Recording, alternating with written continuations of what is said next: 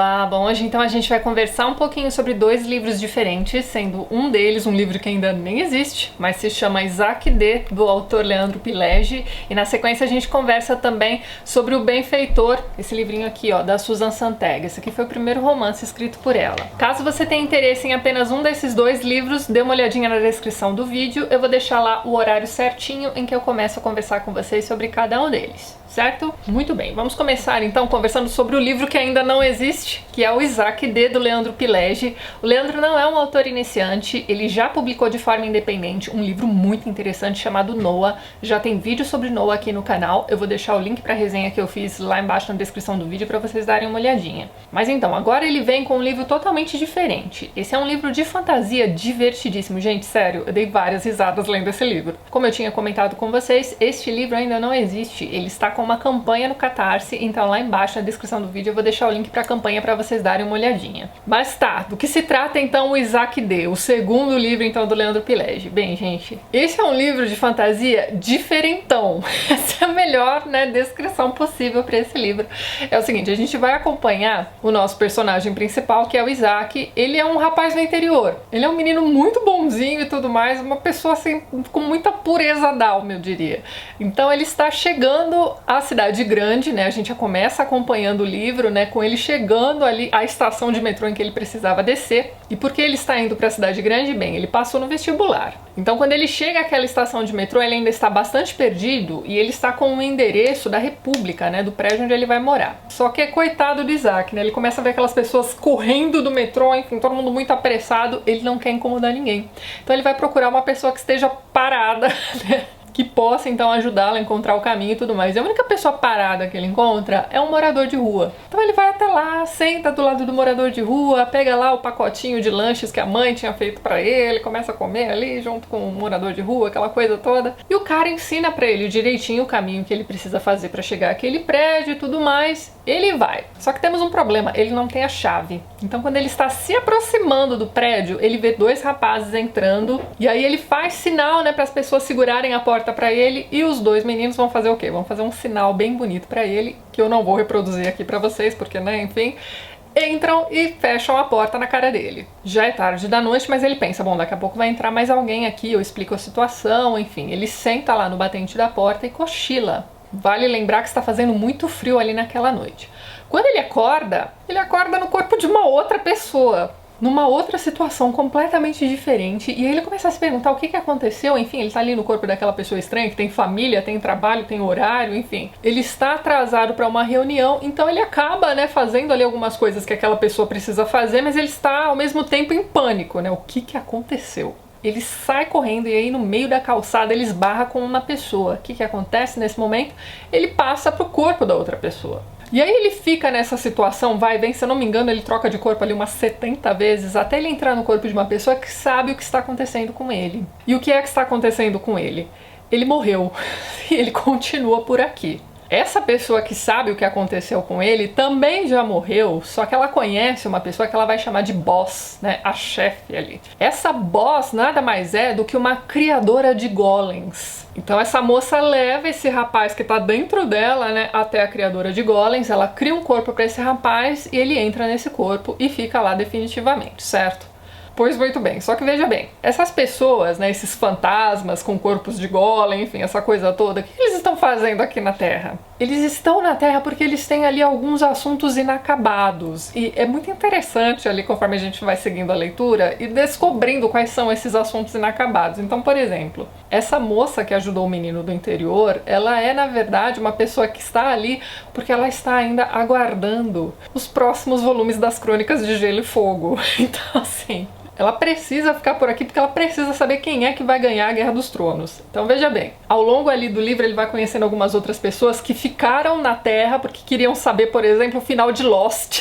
Inclusive alguns deles ficaram tão decepcionados com o final de Lost que, enfim, né? Eu não sei vocês, mas eu gostei pra caramba do final daquela série. Tem ali pessoas que estão esperando a continuação do Nome do Vento, alguma outra série que esteja passando aí no momento que ainda não tenha sido concluída, e é isso. Só que além deles serem essas pessoas que estão aí, né, esperando a conclusão daquilo que eles estão esperando, eles também precisam lutar contra seres estranhos. Então tem um momento ali, por exemplo, em que um personagem está fugindo ali no meio de um parque. É a época das cigarras, inclusive nós estamos nesse momento na época das cigarras, não é mesmo? Bom, enfim. Para as pessoas normais, elas veem apenas cigarras, mas para eles aquilo ali é um monstrão tenebroso. Então existem esses seres estranhos perseguindo esses golems, e aí a história vai se desenvolvendo, enfim. É uma história cheia de bom humor. Como eu disse pra vocês, dá pra dar risada aqui em diversos momentos. E é uma fantasia diferentona mesmo, gente. Eu nunca tinha lido nada do tipo. No link lá da descrição do vídeo pra campanha do Catarse, vocês vão ter acesso também ao vídeo do autor explicando um pouquinho sobre o projeto e tudo mais. E é uma oportunidade muito interessante pro autor, né? Ele vai poder publicar o livro numa grande editora que vai, né, distribuir para as grandes livrarias, etc. Ele vai contar também com a ajuda de um ilustrador. Então, assim, uma coisa interessante que ele comenta naquele vídeo, e que eu concordei bastante, é que o livro tem a cara daqueles mangás de aventura. Então, assim, a história é bastante dinâmica, é uma leitura bastante rápida, tanto é que eu li no Kindle, e nem todo arquivo para Kindle te dá a possibilidade de acompanhar quantas páginas você já leu e tudo mais. Então, esse arquivo do Leandro, por exemplo, não tinha essa possibilidade. Então, quando eu completei a leitura, para mim aquilo era uma novela de 100 e poucas páginas, mas ele vai dizer no vídeo que o livro tem mais de 200 páginas. Então a leitura é realmente rápida e ela tem cara realmente de mangá de aventura, gente. Então, para quem gosta desse tipo de história, deem uma boa olhada lá na campanha do Leandro, colaborem, e é isso, minha gente. Boa sorte aí, Leandro. Tô aqui torcendo para que dê tudo certo. Muito bem, agora eu vou conversar com vocês um pouquinho sobre o Benfeitor, da Susan Sontag. Eu li no Kindle, então vou deixar a capa aqui do lado para vocês darem uma olhada. Eu acabei lendo em inglês mesmo, porque existe uma edição desse livro em português, mas tá esgotadaça aí há muito tempo.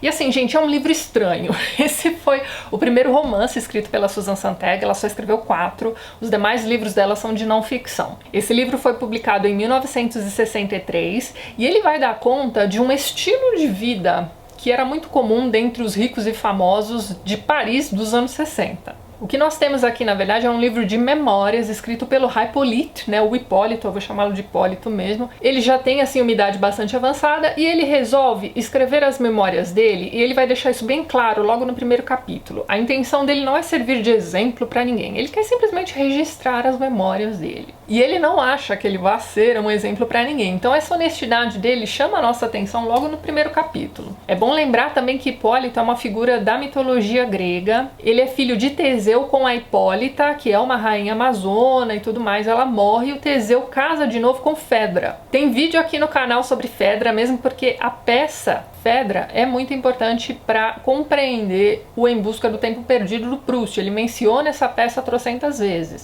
Eu li 2 versões de Fedra na época em que eu estava lendo Em Busca do Tempo Perdido. Inclusive tem toda uma playlist, né, com um diário de leitura que eu fiz. Vou deixar essa playlist lá embaixo na descrição do vídeo e vou deixar também o link específico para a minha leitura de Fedra, certo? Mas o que acontece é o seguinte, num dado momento Fedra vai se apaixonar por Hipólito, o Hipólito não quer nada com a madrasta, então ele rejeita essa mulher e enfim, ela vai inventar toda uma história de que ele tentou abusar dela e tudo mais, o pai vai acreditar na Fedra, enfim, tem toda uma tragédia grega aí, certo? Vejam lá aquele vídeo. Mas então, o Hipólito da Susan Sontag é o que a gente pode chamar de flaneur. Tem um vídeo muito antigo aqui no canal em que eu comento com vocês um livro escrito pelo Edmund White. Vou deixar a capinha aqui do lado. Gente, antigamente eu fazia um apanhadaço das minhas leituras, então eu comentava 5, 6 livros no mesmo vídeo. Mas quem é das antigas aqui no canal deve se lembrar vagamente, né, da Tatiana comentando esse livro aí. É um livrinho bacana que vai dar conta não só do estilo de vida do flaneur, mas também dos passeios, né, boêmios que é possível se fazer em Paris e tudo mais.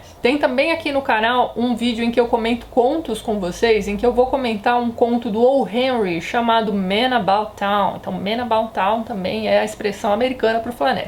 São geralmente pessoas muito ricas, que não precisam trabalhar, não precisam fazer nada na vida, então elas podem ficar o dia inteiro passando por cafés, né, vendo peças e coisas do tipo. Então, o Hipólito da Susan Sontag é um cara desses. O que acontece? No início do livro, ele vai contar ali as memórias da infância, né, o desenvolvimento dele como estudante e tudo mais. Ele vai dizer que ele é um cara, vou dizer medíocre, mas ele é um aluno médio, não se destaca em nada, é praticamente um filho fantasma, né, porque ele tem um irmão que se destaca muito, é o exemplo da família, aquela coisa toda. Então ele vai ficando sempre na sombra desse irmão, vai passando despercebido. Ele vai para a faculdade e quando ele chega na faculdade, ele vai dizer que ele se interessa por diversos assuntos, então ele transita em diversas faculdades, mas a experiência da universidade não traz nada para ele que ele não possa conseguir sozinho, então ele se torna um autodidata. Ele larga a faculdade e aí, gente, ele vai avisar o pai, né? Então, ele vai até com um certo receio contar para aquele pai, né, que ele está largando a vida universitária e tudo mais, e o pai vira para ele e fala assim: ok, faz o que você quiser da vida. Eu vou até aumentar a sua mesada, né, para você não passar nenhum aperto, mas tá tudo bem, porque o seu irmão já realizou todos os meus sonhos enquanto pai. Eu não sei nem o que pensar sobre esse pai, mas enfim. O cara não fica chateado de jeito nenhum com o pai, inclusive ele fica muito feliz com o fato de que ele vai ter uma, né, mesada maior e vai viver a boa vida dele em Paris. Durante o período que ele passa na universidade, ele faz ali alguns amigos influentes e tudo mais, então ele participa ali de soirées de pessoas muito, né, como vamos dizer, pessoas da alta roda e coisas do tipo. Então ele vai preenchendo a vidinha dele com esses soirées, com esses contatos que ele faz com ricos e famosos, vai fazendo alguns amigos, vai experimentando ali a vida sexual, né, mais liberal, aquela coisa toda, mas ele começa a ter uns sonhos recorrentes e é aí que o livro fica muito chato. Ele conta com muitos detalhes cada um desses sonhos e aí ele começa a reparar em como é que esses sonhos vão interferir na vida dele. E aí, em alguns momentos, alguns detalhes que acontecem no sonho, ele resolve reproduzir na própria vida. Então esse Hipólito da Susan Sontag é um cara que vai vivendo ali uma vida entre o mundo dos sonhos e o mundo da realidade. A premissa é interessante, não é? Pois é, só que a cada capítulo em que ele diz assim, e aí eu tive um sonho novo. E aí quando ele começa a descrever todo aquele sonho, é muito chato. Chegou uma hora ali na leitura que quando eu tava, sei lá, 50% do livro eu já tava assim pedindo, pelo amor de Deus, não conta mais nenhum sonho não. Eu só quero saber como é que vai terminar essa história. Mas é isso, é um livro bastante irregular, aqueles primeiros capítulos, né, em que ele vai descrever como ele resolve, né, largar a vida universitária, se torna um autodidata, aquilo ali é bastante interessante. As viagens que ele faz, os livros todos que ele se propõe a ler, né, para se instruir. Então, assim, é um livro que começa muito bem, mas a partir do momento em que ele começa a contar pra gente os sonhos, olha, eu acredito que para quem queira conhecer a Susan Sontag não deve começar pelo Benfeitor, pode ler qualquer outra coisa dela aí primeiro, a menos que você tenha um propósito como o meu de realmente ler a obra completa e tudo mais, enfim, você vai ter que passar pelo Benfeitor. Se você já leu esse livro, deixa pra gente nos comentários o que foi que você achou, né? Tem muita gente que vai gostar dessa questão dos sonhos, principalmente quem estuda, sei lá, de repente psicologia. Esse deve ser um livro bastante interessante dependendo da sua área, enfim. Não é um livro ruim, não é nada disso, é simplesmente um livro que, né, vai se perdendo ali ao longo do caminho. Mas é isso então, vejo vocês nos próximos vídeos do canal, um beijo grande e até mais!